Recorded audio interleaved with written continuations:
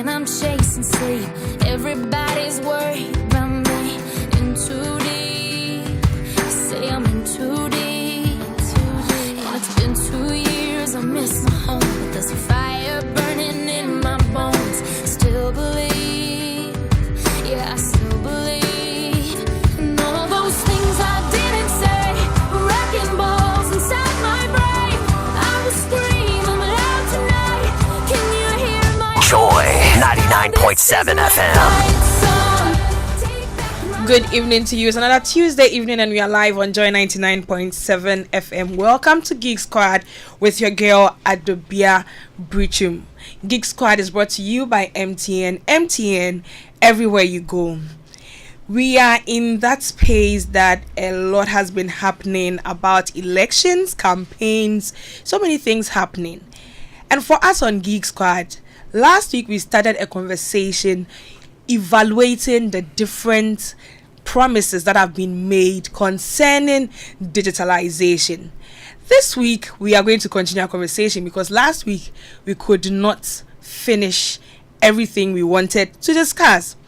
From the manifesto of the two main political parties that we are considering, that is NPP and NDC. I have my guests who will be getting into the part 2 of this conversation because we would like to see what exactly has been said in the manifesto for us to see how the implementation will be and the benefits for you and I as citizens. We would like you to join the conversation when the time is up on our WhatsApp number 055 11 11 997 055 11 11 997. We are currently live on YouTube and on Facebook at Joy 99.7 FM. If you want to see what's happening in the studio, then definitely you can just hop on and check that out. Before I introduce my guests and we get to the conversation, we would like to share with you what has been happening in the tech space in the past week. Why not take a listen to the emerging tech trends? We'll be back after that.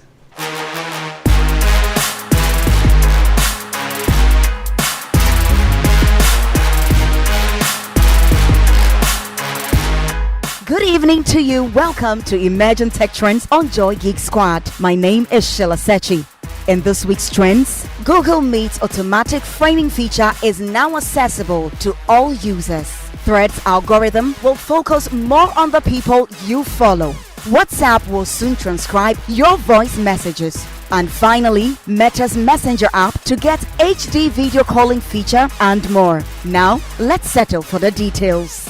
Google Meet is simplifying video call positioning with its automatic framing feature now available to all users. Initially launched for Google Workspace in 2022, this feature centers users on the screen to fix awkward camera angles without needing to adjust the camera.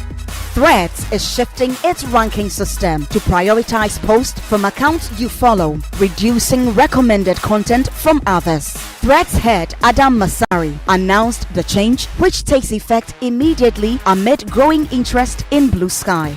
WhatsApp is rolling out a new transcription feature for voice messages, making communication more convenient. Coming to Android and iOS users in the next few weeks, it will automatically generate text versions of voice clips for times when listening isn't an option.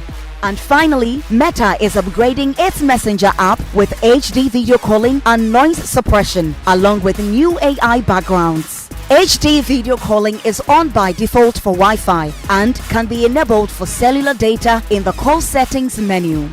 And that's it for this week's Emerging Tech Trends on Joy Geek Squad. My name is Sheila Sechi. Catch you same time next week for more.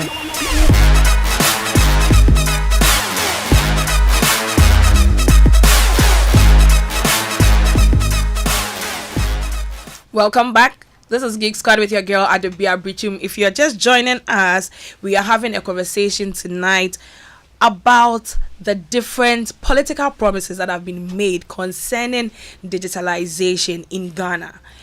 Two main parties' manifestos are going to be evaluated. And I have my guests. I have with me two gentlemen. The first in the person of Michael Ajeti. He is a tech consultant. Michael, you're welcome back. Thank you. And I also have with me Winston Woche. He's also a tech consultant. Winston, you're welcome back. Oh, thank you for having me. Are you cold? Are you all right? You didn't have to say that. I'm fine. I'm doing very fine. I should be the one asking you, are you okay? Yeah, I'm good. I can see you're okay with the question you're asking. We are live on X, Facebook, and YouTube at Joy 99.7 FM. As I said, we are having a conversation on the different political promises that have been made concerning digitalization. Exactly what is in it for you and I as citizens. Last week we started with this conversation, and on Geek Squad, we want you to know what benefits you are going to get, because by all means, we will be making a decision come December. Geek Squad is brought to you by MTN everywhere you go. When the time is up, you can send us your message on the WhatsApp number 055 1111 997 055 1111 997. Have you already seen the manifesto of either NPP or NDC? And based on what they've promised concerning digitalization, what are your thoughts? You can share that with us on the WhatsApp number 055 1111 997. So, gentlemen, we started a conversation last week. And for you listening to us, what exactly stands out for you? What exactly stands out for you if you've seen the manifestos?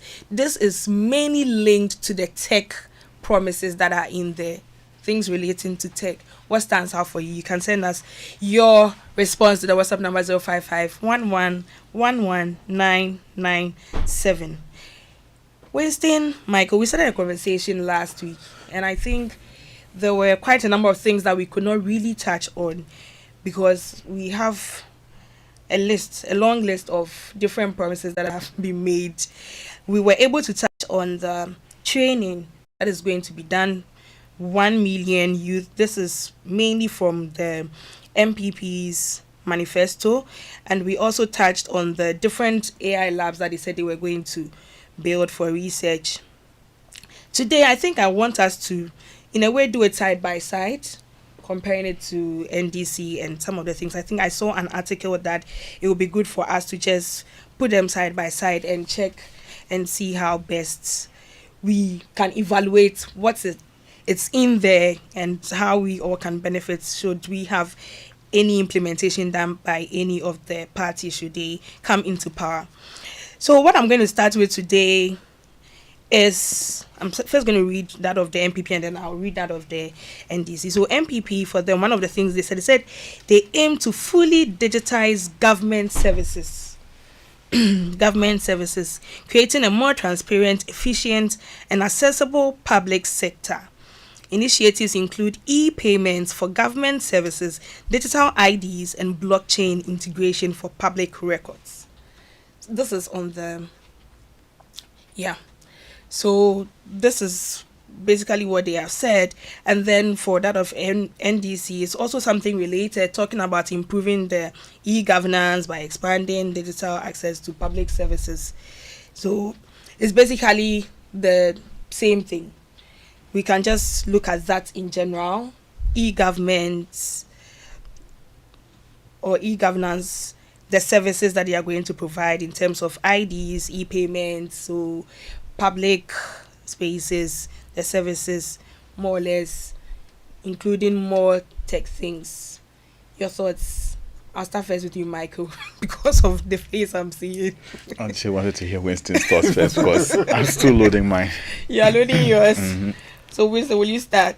I think we've been going at this e-governance for a very long time. Mm. I don't think this is the first time this has been promised by either government, because I know years ago, I think as far back as 2012, these conversations of digitizing the government procedures had been talked about, and we've seen some headway. I will always say the Ghana card it's a great thing. Regardless of how tumultuous the process was, mm-hmm. and some of the after processes that were birthed from it, the challenges and the problems, some potentially legal, that came out of that. The Ghana card is a great thing.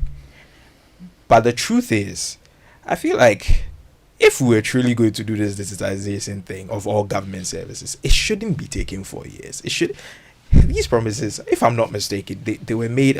Some of these promises have been made a Way long time back. ago. So we should have been done by now. So the question then is, why is it taking so long? Is it that the education is not enough? Is it that the processes that they want to use to do these steps are ill efficient? Because, I mean, there have been several times where they've talked about how many years ago did they talk about digitizing the passport process? It's been a long time. But part of it has been digitized. Yeah. But you see, we talk about digitization because we are looking towards efficiency. Has the passport process become more efficient? I mean, I know there were certain words that was, I could be mistaken. Fact check me on this, please. But the talks of using just the Ghana card, because I mean, it's just logic. If we are talking about digitization process, it's logical that if all the government agencies have access to the data center of the NIA where maybe the Ghana card information is stored. If I'm coming to renew my passport, I'm coming for a passport fresh. Once I've made a payment, they should just be able to pull that information. It should be literally a click away. The same way the banks are able to roll out my payment and verify my identity so quickly. I mean, if it hasn't been done yet, what's the hold up? So that's what I'm saying, that some of these promises have been made a long time ago. So putting it back into the manifesto, I think, for me, is more telling of an inability to actually execute than it is a great promise of the future. That's just me. about the Ghana card, I think for me, I've even had some issues because you are going to, example, an MTN office, you would go and do they would take all your bios, you register there when you're going to do something else. So it's like, we have not really come to that place where it is centralized. I'm at this place and I can have access to. So why is that not? Why? Okay, well, maybe that's part of the manifesto, the promise, that they'll get it done. That part of the... yeah, you can speak to this. Yeah, that part of the Ghana card is... It's not... I don't say that it's hard to talk about, but it's painful to talk about. Because, for example, Winston was talking about, look, if the Ghana card has all of your bio data, then sure, you shouldn't have to go and re-enter your bio data again for a passport to take, especially since, and it's not as if the vice president, when he said this, he pulled it out of nowhere. It was in the Ghana card design from the get-go that he uses the same standards, ICAO standards, that for IDs that the passport uses. So if the passport needs your bio data, NIS data in the Ghana card is perfectly usable. From the beginning, the Ghana card was designed to be able to share that data with the relevant stakeholders. Because I'm sure if you cast your minds back, the Ghana card, when they captured your data, was very extensive, far more than what the passport needs. So by design, it's going to be a case of, if you verify your identity that you are the one requesting, which at best is literally a 10-second tap of the card. You tap the card, you tap your finger, or you take a picture to verify your ID. That's enough to say you are truly who you say you are, applying for this service, be it a passport or driver's license or whatever. And then you leave. 10 seconds is done. NIA, because that verification is done, the requesting agency, DVLA, passport, get a copy of your data from NIA into their services, and then whatever service they want to render to you is available. That was the design for the Ghana card from the beginning. Now, I'm sure we can also sit here and say that really hasn't manifested. Exactly, and my point. I can tell you now, it is not a technical problem, especially on NIA side. Okay. Right. Granted, some of these other agencies are not necessarily ready, or they say they are not ready. I can't speak for their readiness. They say they are not ready to receive that data. But as far as NIA is concerned, if they are serious about collecting data, it is there, and it's for almost any form of government services that requires an identification. You can make access to that. And you speak about something that really touches my heart. That is the verification SIM ID thing, because that one in particular was a particular test case to show this thing could work really well and really quickly. I don't need to remind you or our listeners how stressful the SIM registration was and how much time each individual spent. Exactly. And we spoke about this on the show during the time, and I was very upset with it because as it was happening, I was saying that no, this is not right, because when it was designed, and I'll come clean, it did come directly to my desk. So I got very that was meant to be put out. The initial SIM registration, and that's the thing, it was just meant to be a test case. SIM registration was meant to be a test case for all other data copying services. At worst, would have taken 30 seconds, and that's simply if the network was down. Initial design was you present your Ghana card, you verify it by fingerprint or ID on the verification device, which at the last design was the size of a slightly big mobile phone. Fingerprint or ID to verify. No need to copy, no need to fill a form, no need to have your pictures of your fingerprints or anything taken. Because the assumption is you've already supplied those information. Yeah, and then all it does is it just gets a sheet interface to just enter a number. Do you want to add more than one or two, whatever, done. It sends a verification code. In fact, you don't even need to stay. At the point where you hit done, you can leave. Sends a verification code. You confirm it because these are the numbers you own, and it is done. The telco gets a copy of your biodata, and that's just your date of birth, your photo, and your name. What they need on their side, yep. And that's it. SIM registered. Then we went through this whole thing of you have to take pictures of your fingerprints, and you have to refill the forms and refill your Ghana card data again. Take a picture of your Ghana card. Yeah. And then we went, at the time we had someone analyze the app that they said they were using, and I was suspicious, but then the app proved that that data wasn't even going to NIA in the first place. Or NCA. Or yeah. No, NCA don't keep any copy of it. They mandate it, but they don't keep any copy of that data. That data wasn't going to NIA. I mean, it's not as if NIA needed that data anyway, but it wasn't going to them. It went to some random server on the internet. So now, the whole digital process that the Ghana card was supposed to enable wasn't used for that purpose. And then rather than making our lives easier, for a few months we all had a very stressful time, which has even worsened because now our data straight up has been compromised because we don't know where this data is. We don't know who has access to it. And I'm sure people can attest to the fact that ever since the SIM registration happens, scams have rather gone up because now your data is just out there, your name along with your phone number. Sometimes people straight up, and there's not one form of scam. Multiple forms of scams are now enabled by this.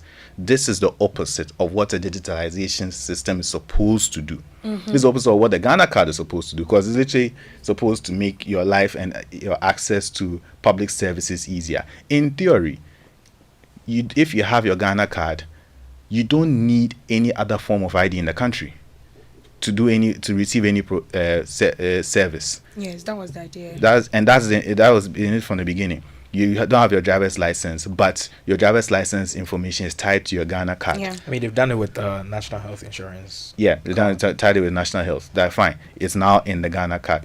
Heck, even the Ghana card even has extra space on it. It has space for all the agencies that require identification data. And it still has extra space left over for additional information. So much as you can even use it as a little mobile money wallet as well. And all that it needs all it needs is for the users to be able to access these services. Oh, it has a money system, so Bank of Ghana collaborate with the banks that okay, you should be able to use your Ghana card to access, let's not say all your finances, but your local bank accounts should be able to be accessible through the Ghana card system. You as the user don't need to worry about that. You just need to wait, and then when they get an announcement, when you are paying, you can now pay with your Ghana card, and you just select which bank you are paying with, and it will or even your mobile money as well. Tap, pay, go. You don't need to worry about it. You don't need to worry about any rollout or anything. Just tell you when it is done. That is what the ideal should have been, and we haven't seen that happen.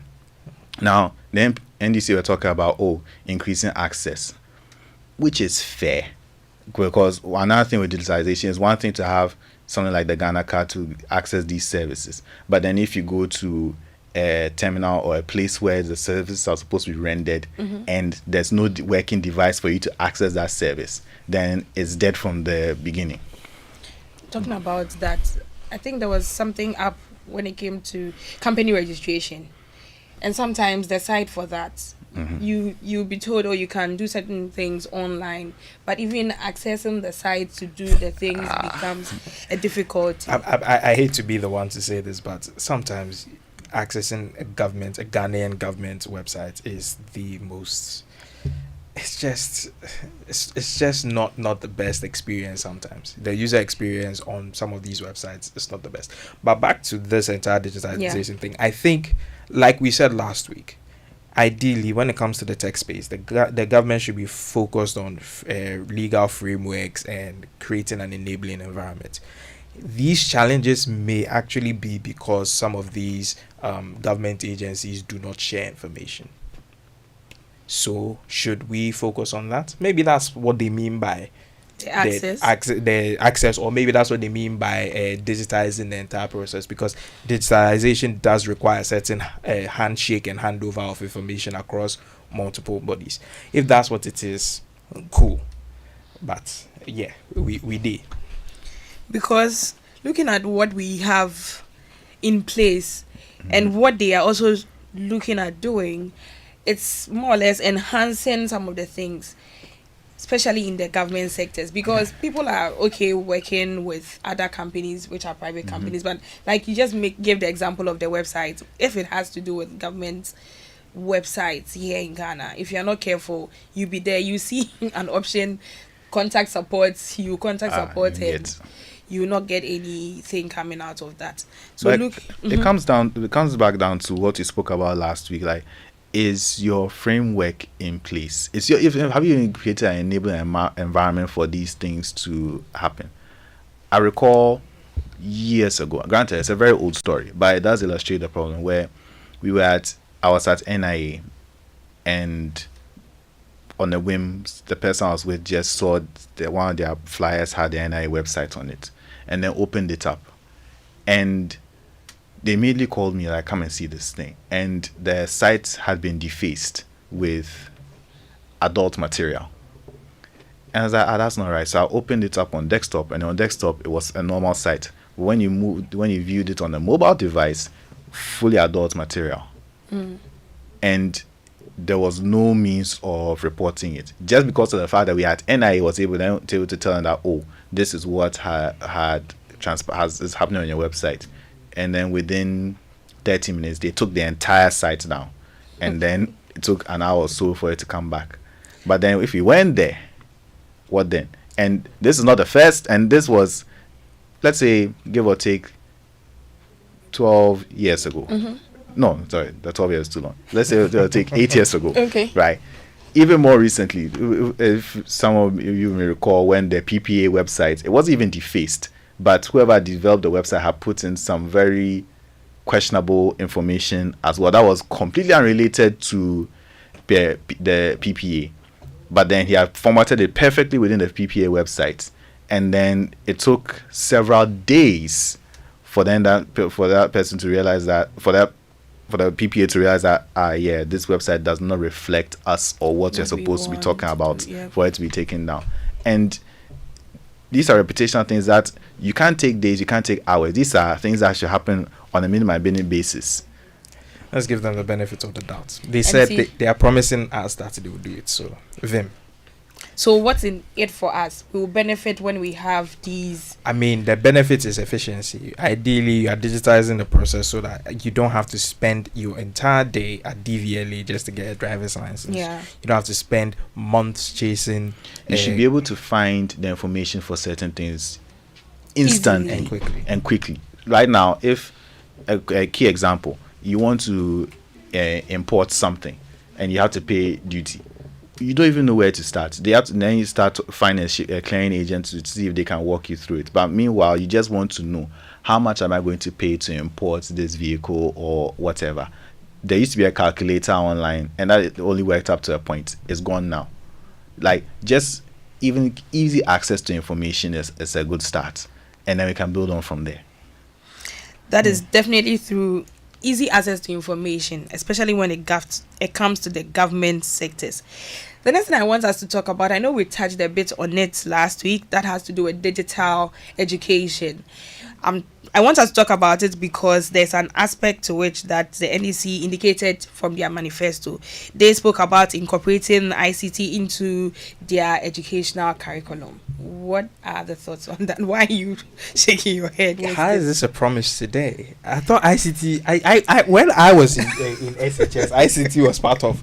No, what do they mean by they are going to add ICT? It's been added, or did they take it away? It's there. It's so. They are aiming to incorporate ICT into educational curriculum at all levels. What is all levels? Kindergarten, primary, No, JHS, no. SHS. When I was in JSS, ICT, when I was leaving JSS, ICT became a thing in basic education. So, okay. Was it in primary? Yeah. Was it in primary? Yeah, and But he now, is yeah, old. but now- Yeah. It was there in primary. It was straight up. Okay, granted, it may not necessarily have been government policy, Yeah. but every school that knew that, look, if I'm truly training these kids to be part of the future, it was there. And No, but it was government policy in SHS. I did ICT. We had a computer lab where we Was went it for government classes. policy? I think that's what we have to just be sure about. Because I know in some private schools, yeah, it was a thing for them, but from what you're saying, they make it part of the curriculum. Me, what I remember is there was some form of ICT in I always look forward to going for ICT lessons when I was in Achimoto school. So media, Yeah. I don't. Because what will go into this is that all the village schools and everything would have that incorporated, which means they'll have to supply them with the practical tools. For them I to thought they use. were giving these students tablets or was it laptops. Yeah. Or teachers were laptops and students were. How far? How far? Very far. Okay. Well, that's fine. Well, what do we have to say to that? Well, as far as I know, it's been in existence. It should have been in existence. If something has happened down the line, cool. But I don't see this as a new promise. It is something that that should have had existed. Maybe if the listeners, maybe I'm mistaken. Let me know. Maybe I heard different. But as far as I know, it's been a thing. Yeah, I went to SHS in 2008. and it was there. It was already there. Yeah. So you don't think it should be part of the Well, promises well, to because incorporate it's it? very strange to be saying it now in 2020. in Maybe 2024. you are right. Maybe Like it wasn't in the government village, policy. it's not government per se. Maybe. The private Well, schools, yeah. See, we have to defer to the listeners to confirm this. Yeah, Like, was I it didn't truly? know- Was it Achimota truly school there? is not. It's not a private school Has it already been there as a government initiative. initiative that we have ICT incorporated in all educational levels? I think we can just cross check, but that is what they aim to do. I thought the hip word was. I thought ICT as a hip word was dead. I thought it was now STEM. I thought STEM was the new term. Like, well, okay, that's fine. STEM is still happening. That's all right. It's still happening. Yeah. Okay, but like I said last week, we did quite an extensive discussion on the MPP side about the training. So we'll move on to the next other thing, which is digital infrastructure. Both of them have mentioned this, expanding it and then improving internet connectivity. Internet is a big thing for all of us. Michael, I like your smile. Yeah, what infrastructure are they talking about? They didn't add it, I'm sure. Infrastructure, expansion of digital infrastructure, What? focusing on improving internet connectivity, investing in digital infrastructure. So this is how it has been said, including expanding high speed internet access across the country, especially in rural areas. So looking at it, what kind of infrastructure should they be focusing on? This is what they're speaking about. They just is that open. So it's just a Digital infrastructure. digital, so very very open. So then feed okay. Charlie, you see, this is why I keep talking about that manifestos, because it's a wish list. It would be impractical of you as a political aspirant or a presidential aspirant to give specifics. Okay, so looking at our country now, Ghana, if this is a problem, what can be the focus If money is for us to benefit? if money is an infrastructure, then I'll say that they should reduce the cost of data. Because if you've spoken to any people in the telco business, they tell you that one of the issues with selling, if I could be mistaken, but one of the issues with selling data in Ghana is the internet penetration, in the sense that like the market is not robust enough to use all the data that they bring in, and the cost of I mean, we don't want to get into the cost thing too much because there's a lot a lot is going on over there. But let me, to be straightforward, I think every political party that's trying to do any form of digital or tech thing, it would be putting the carriage before the horse if you do not reduce the cost of data. Because you do all this if you do all this digitalization, I know if you buy data, what's the point? Especially when they are saying doing that in the rural areas. Yes, the rural. If those in the urban areas are complaining about, then the rural areas. Let me tell you a funny story. There have been times where back some years ago where, because of the nature of the work I was doing back then, like the media stuff, so uploading, you have to upload videos and stuff like that. Now, times where my colleague and I had to choose between feeding ourselves or buying data. That's not a very great way to be living. You understand? So yes, data. If we are saying infrastructure and money can be a financial infrastructure, they should reduce the cost of data. I think it is the Michael, your thoughts on that? This is something that has been pressing our necks for a while, because we've been complaining about data costs here for a long time. And look, mobile phone penetration is now over 100%. I think we exceeded 100% years ago. Yeah, that's for phone. That's for phone penetration. For smartphone penetration, I think it's like 70-80%. 70-80%, but 70-80% is still pretty high. Now, that means that 70-80% of that 100%, so let's say rough numbers, somewhere around 80% of the populace now have access to internet in some form. But it is the cost of data, even before, aside the access to data, because we know, especially those who don't spend a lot of time in the major cities, are very aware that cell signal, especially out of the main city, isn't a uniform thing. I thought that was addressed by creating some form of, for the lack of a better term, an equity sharing of infrastructure where all telcos could piggy off. Yeah, they do that now, which has helped, but it still does. It's still not. Okay. We are not. I'm not saying we should go to 100%, but it has helped. But it's still a prevalent problem before you even start getting to the cost of data. You know what? I think all we will say is they should reduce the cost, because some of the infrastructural conversations that we would like to mention, it will step on the toes of certain peoples, and certain things may be said that you chill. I recall there was a time where, was it Google, were literally setting up internet for everyone. They were first trying to do Google Fiber. Then they transitioned to, instead of selling to the individuals, they'll just take care of the internet infrastructure, the fiber infrastructure on behalf of telcos, and then sell them the capacity, so the telcos can then focus on providing that last final round of capacity to the consumer. I know they stopped a while ago. I don't recall why they did that, but it sounded like, okay, provide a backbone for what do you call it, network strengthening.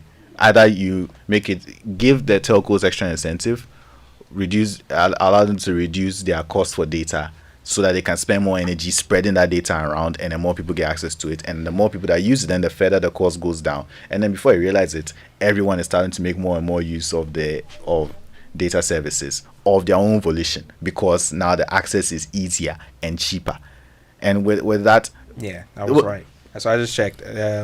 24.06 million internet users in Ghana as of 2024. That's a 69.8% internet penetration. So that's about 70% internet penetration.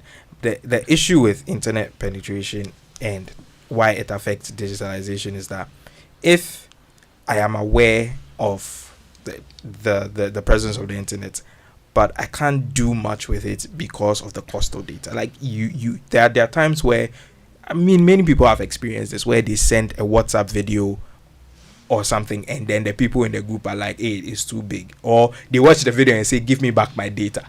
if data cost was if data wasn't a problem, nobody would be making such statements. But I mean, there are other infrastructures that they can. Actually, I was going to say, let me make a point now before someone jumps into our WhatsApp to shout that. Before you say USSD, which granted will work almost anywhere because 2G reaches further than anything else. Before you say that, be aware, and it's an important point we mentioned way back when we talk about websites. The user experience of using USSD is not very straightforward and can be quite difficult. Yeah, that 30-second timeout thing. Yeah. Is not And that's even when you have, what do you call it, a decent network. Imagine when now your network isn't great, right? And this is even the case where you then know how to navigate a USSD menu. For those of us who grew up on tech, it is relatively straightforward. Yeah. Now, when you're dealing with someone who's now getting into tech, those who are quite grown up, or the younger generation who do not have the patience to go through those text-based menus, it can add up. They don't have the patience. Granted, it is a nice backbone to have, but that is not the be-all end-all of it. It's a nice backbone to have as an emergency use case, but that should not be like, oh, this is where we are starting from, because there's a reason why the whole world has moved on from That's there. what I was even going to come to. Why would we be going back when we are moving To be forward? fair, another infrastructural thing they can do is more data centers, attractive data. But the thing about these things is that what is required to keep them afloat. Currently, we are having issues with them. If you have a data center, you need constant energy supply. Some people are complaining about talking about the infrastructure is something that they have to add. Yeah, so if everything at the periphery, if we have constant electricity, first infrastructural thing that is most beneficial to this entire digital movement, then we have the legal, and a very important thing, which, to be fair, not a single government in the world is addressing, is the legal aspect of tech, in the sense that I think if whoever is coming in, if they put a legal team together that focused on finding all the rules and because AI is coming, and when AI comes in, things are going to change. It's already here. We've already seen people say, no, this video is a deep fake and all that. In like 3 years time, things are going to pop off. By all means. Yeah, so I feel like infrastructure, let's talk about the legal precedents and everything. I mean, I think I mentioned this. Okay, no, I mentioned this in conversation. We saw a substantial development in technology in India when they decided to create a tech ministry, a solely focused ministry of technology. Yeah. I think that's an avenue that's, if not a full-fledged ministry, they can make a junior ministry. I don't know what the difference is, but it would help. But as we read from the manifesto, it's a bit vague in terms of the infrastructure that they are looking at. But can we touch on some key things, key areas, looking at how the world is advancing now? Can we talk about AI? Can we talk about cybersecurity, e-commerce, fintech? If they are looking at infrastructure, what are some of the things that can be considered in these key areas that would be beneficial to us as citizens? E-commerce. I say e-commerce because e-commerce in Ghana is one of the most tiring situations, because you tell some of these have platforms they've improved. You can put your location in there. Yeah. The rider will still call you and ask you, why are you? They'll ask you and tell you they don't have smartphone, even if you want to send them your location. Yeah, and it's, to be fair, it is also a security issue for you to be sending your location directly to a rider. I think when it comes to something like e-commerce, I think what can be done kind of has already been done. The address system. What happened to it? Because we are not really. It's still there. It still exists, but then it still comes down to the whole user experience design. Yes, people prefer to just use Google. So if you ask me, I would invite Google to come. They went to Nigeria. They sorted out Nigeria when it came to mapping very, very well, very exceptionally well. So if you invite Google to come. They come and do the mapping. They'll have their cars, or one of the things they do is that they pay. It's even a job. Yeah, not 1 million jobs, but yeah, they put some of their devices on people's cars, so you can join the program. The street view sensors. Yeah, sensors. They put it on your car. So if, let's say you drive for a ride hailing app, or you can even wear it on your back. They have backpacks. Versions. They have Juma. You understand? So I think when it comes to e-commerce, the main challenge of e-commerce is the ease of the products getting to you. The financial aspect of it is also there. That's where the fintechs come in. Yeah. The fintechs, the infrastructure required for fintechs is for me, I think is just trust in the financial system the country has. We all know that now the only financial system that is wholly trusted in Ghana is mobile money. Yeah. Like, people will be very willing to pay with mobile money, regardless of all the taxes and everything that have happened. People are more willing to use mobile money than any other thing. So I think fintechs should, I don't know, fintechs, we talked about this last week, where fintechs, they've been going through it, and it's not only Ghana, it's a global thing. They've been going through it a bit. It's a global thing. This is Geek Squad with your girl Adobea Biritwum. I'm having a conversation with Michael and Winston, and so far we have been evaluating some of the promises that have been made by both MPP and NDC on digitizing some of the services, mainly for the government here in Ghana. Now, you know, we all have those days when you are low on everything: energy, time, cash, and even airtime and data. Well, that's why MTN Extra Time is an airtime and data advanced service that allows you to make calls or browse the internet even when you have insufficient balance. All you have to do is to dial star 506 hash. Star 506 hash, go through the prompts and select the amount of airtime or data you need. It's more than simple. Doing your favorite things on MTN means you don't get interrupted even when you are low on airtime or data. Please remember, all terms and conditions apply. Geek Squad is brought to you by MTN. MTN, everywhere you go. Do stay with us. We'll be right back after this. If home is where the heart is, then let's go home, shall we? Let's go where the entertainment is, where the passion is, where the laughter is, and sometimes even the tears too. Let's go where we feel safe enough to share our opinions. And send tweets. Where we do that embarrassing little dance to our favorite song. Let's go home where the love, the care, and the joy live. There's no place like home. Connect your home to super fast internet with affordable data bundles from MTN Home. Visit broadband.mtn.com.gh or your My MTN app to sign up today. MTN. Welcome back. This is Geek Squad with your girl Adobea Biritwum. We are having a conversation on the different promises that have been made concerning digitization in Ghana. We are really comparing two main manifestos, that of the MPP and NDC. I'm having a conversation with Winston and Michael.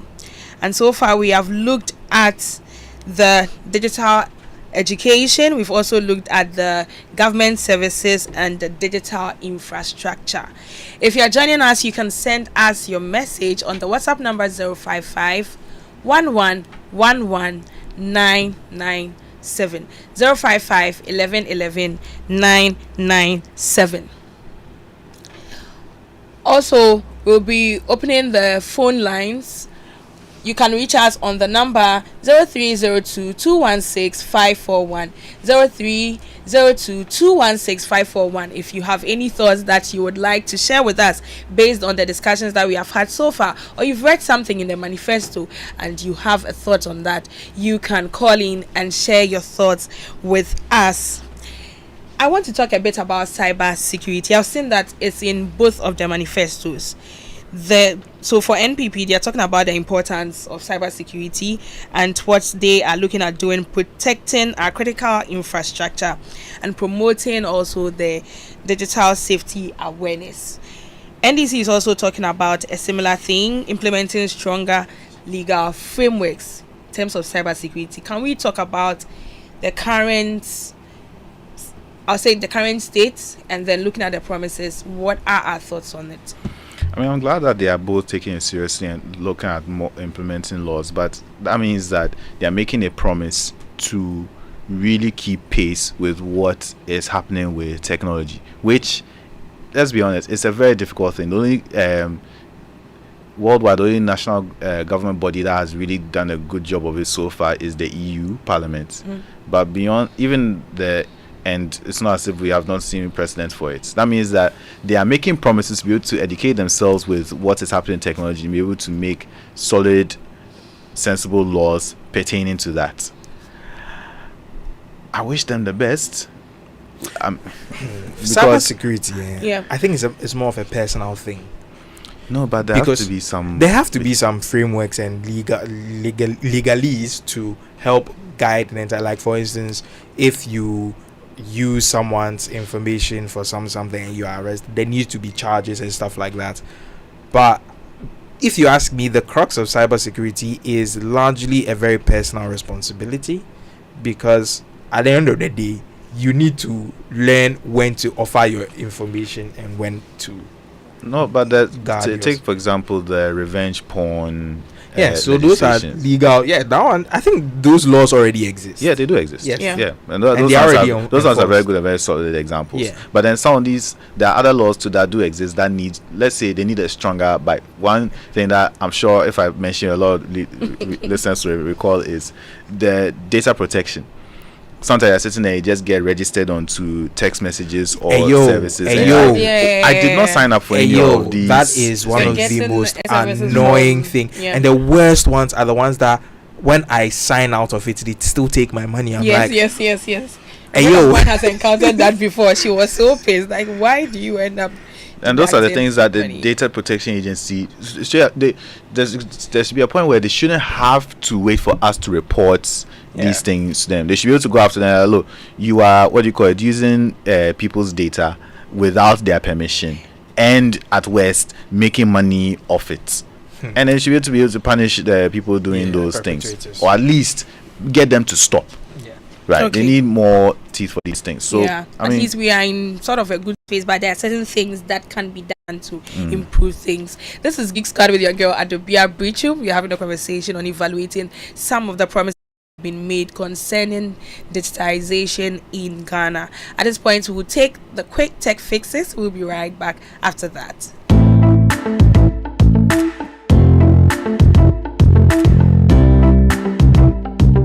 Hello there, my name is Michelle Ajakum, and as usual, I bring you some tech quick fixes and tips right here on Joy Geek Squad. Today, let's talk about creating a playlist on your smartphone or tablet. Now, creating a Spotify playlist on your iOS or Android mobile device is quick and easy. Now, here's how to go about it. 1. Go to your library. 2. Look for the plus symbol in the top right corner and tap it.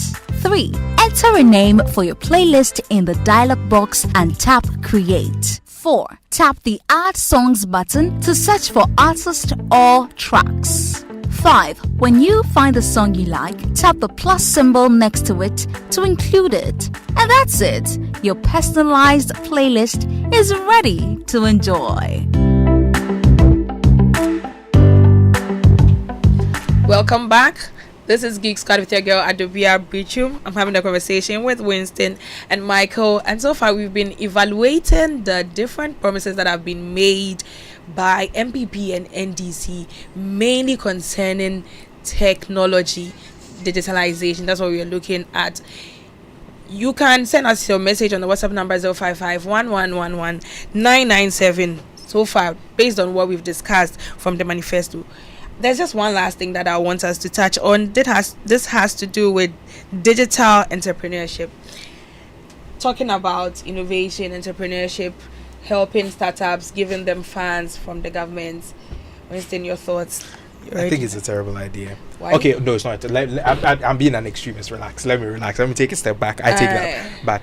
I think it's a dangerous thing. Okay. For so much government influence. I say this because let's take, for instance, companies like there's a difference between funding and then utilizing the technology. Because if I'm not mistaken, Google at a certain point in time in its birth got contracts from the US military to do certain things, and these contracts and everything helped Google to be able to test its systems, and then it made money, and then it's what it is today. The reason why I sometimes feel the way Ghanaians would approach this being wrong is that if the government funds the entire project, who has ownership of the project? Is it a venture capitalist? Yeah, they're not really situation? looking at funding directly, but providing incentives. What is that incentive? It could be in digital hubs so that people can have access to it. What digital hub? Yeah, promoting Ghana's digital business hub, establishing innovation hubs. That's what they're looking at. Accra Digital Center, one of them. No. So promoting it to do what exactly? I thought they were giving cash money. Like, no, it's you don't need to give cash money. If anything, having digital spaces where people can probably go think. Is that? I can ask our producer this. Our producer, please. The Accra Digital Center, is the internet there free? Is it fast? He doesn't have a response now. He says yes.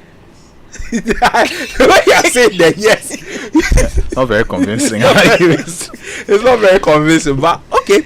I you see, if nurturing a technologically inclined people, or nurturing people to enter the tech space as entrepreneurs, it's not an easy thing. Yeah. Because we've said this on the show before. You don't go and take a loan, like money loan, to start tech businesses, because if you are doing a tech business that you have a lot of competitors that have been established, that have money, the amount of money they'll pump into R&D, research and development, that's the money you want to take as loan. Unless you have an amazing idea, you are going to be owing left, right, center. That's where venture capitalists come in. But the issue is that how do we get venture capitalists into the country? So if that is what did they say? Incentive that they are bringing. Oh, okay. It's not a bad idea. I won't say it's a great idea. I won't say it's a bad idea. We'll see what happens. We will see what happens. Michael, I don't think you have any thoughts on that. Or this is like 30 seconds if you do have any thoughts. You don't have any thoughts on that. Okay. We've been having a conversation about the different digital promises that have been made. Political promises concerning digital things for our country, Ghana. I've had a conversation with Michael and Winston just in 30 seconds. What are your final words? Michael first. Look, we've said the same thing we said last week. It's all well and good to be making these promises, but to show that you're truly serious, do your foundations first. When you come in, do your foundations, and we know you're serious. But unfortunately, we can only bank on your promises. And if we trust you so far, then put that trust to good use and make the foundation set. Speaking of foundations, if your house is at the foundation stage, you can come and let me do the digitalization of your smart home for you. So that's something that you can think about for yourself in the meantime. Okay, Winston. Yeah, so 20 seconds. The same way we talk about infrastructure, we keep reiterating the government's job is to set up infrastructure and frameworks to facilitate the growth. The same way your house can be grown and facilitated quite well with smart home conversions. Look us up on Instagram. And all other social media. Yeah, we'll drop that down there on our social media handles. Thank you so much, Winston and Michael, for joining me. A very big thank you to my producer, Prince Safo, and also Kofi for holding it down, and the entire team. A very big thank you to you. God willing, next week we'll be back on Geek Squad. Up next is news, and then afterwards Kofi Hayford with Overdrive. Stay tuned.